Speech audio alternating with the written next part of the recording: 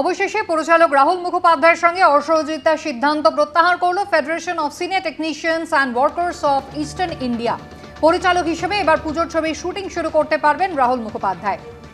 বেশ কদিন ধরেই টালিগঞ্জ চত্বরে একেবারে উত্তেজনা ছিল, যদিও বৈঠকের পর তার মীমাংসা হয়ে যায়। মুখ্যমন্ত্রী তিনি হস্তক্ষেপ করেন এবং পরিচালক রাহুল মুখোপাধ্যায়ের সঙ্গে অসহযোগিতার সিদ্ধান্ত প্রত্যাহার করে নিল ফেডারেশন। অতসী মুখোপাধ্যায় আমাদের প্রতিনিধি রয়েছেন টেলিফোন লাইনে। অতসী, তাহলে রাহুল মুখোপাধ্যায় স্বাভাবিকভাবে পরিচালক হিসেবে নিজের কাজ শুরু করতে পারবেন?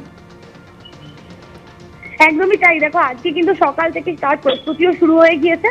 প্রথমে টেকনিশিয়ান স্টুডিওতে কল টাইম ছিল 7টায় এবং সেখানে সমস্ত কলাকুশলীরা আসেন।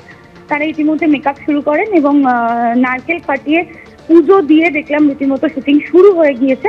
এই মুহূর্তে রাহুল মুখোপাধ্যায় রয়েছে ক্রিয়াতলার একটি বাড়িতে, যেখানে প্রথম দিনের ফার্স্ট শট নেওয়া হবে এবং আজকে রয়েছে অনির্বাণ এবং প্রিয়াঙ্কা সরকারও রয়েছে। সকল কলাকুশলীকে নিয়ে আজকে শুটিং শুরু করতে পারলে রাহুল মুখোপাধ্যায়।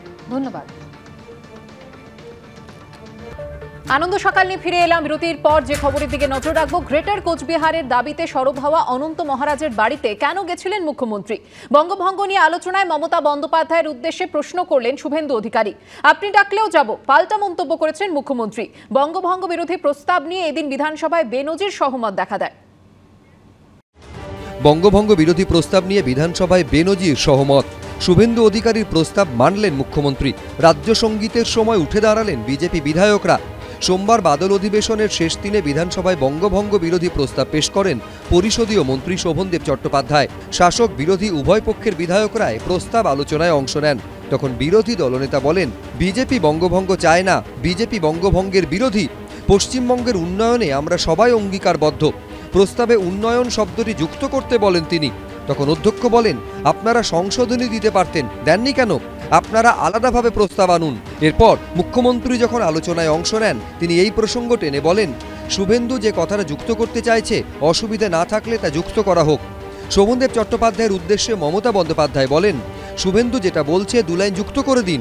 তারপরই পরিষদীয় মন্ত্রীকে দেখা যায় শুভেন্দুর পাশে গিয়ে তার সঙ্গে কথা বলছেন। শেষমেশ সর্বসম্মতভাবে একটা বিকল্প প্রস্তাব আনা হয়। আমরা অখণ্ড পশ্চিমবঙ্গকে যে কোনো মূল্যে রক্ষা করব এবং এই অবিভক্ত পশ্চিমবঙ্গ রাজ্যের উন্নয়নে সবাই অঙ্গীকারবদ্ধ। শাসক বিরোধী সবার সম্মতিতে পাশ হয়ে যায় এই প্রস্তাব। আমরা প্রস্তাব রেখেছি যে আমরা সবাই অখণ্ড অবিভক্ত পশ্চিমবঙ্গের উন্নয়নে অঙ্গীকারবদ্ধ। সংখ্যায় আমরা কম, ওরা বেশি। লিডার অব দি হাউস মুভারকে অনুরোধ করলেন যে মেনে নিন। ওনারা একটা লাইন যুক্ত করেছেন, ওটাও আমরা মেনে নিচ্ছি। সেটাও প্রায় একই সংবেদনশীল বিষয় ছিল। সেই ক্ষেত্রে এটা নিশ্চিতভাবে বলা যায় অনেক ক্ষেত্রেই একমত হয়েছে। আমরা আগেও হয়েছি, সিপিএমের আমলে হয়েছি, পরবর্তীকালে হয়েছি। এই বিজেপির আমলে যে একবার হয়নি তা না। এটা একটু খুব সংবেদনশীল বা স্পর্শকাতর বিষয় ছিল। সেক্ষেত্রে আমার মনে হয় এটা একটা মুখ্যমন্ত্রীর জেস্টারটা, প্রস্তাব এলেই তো হয় না, জেস্টারটা খুব বড় কথা। এদিন বঙ্গভঙ্গ বিরোধী প্রস্তাব নিয়ে বক্তব্য রাখার সময় শুভেন্দু বলেন, রাজ্যসভার সাংসদ গ্রেটার কোচবিহার রাজ্যের যিনি দাবি করছেন, সেই নেতার সঙ্গে মুখ্যমন্ত্রী কেন বৈঠক করেন?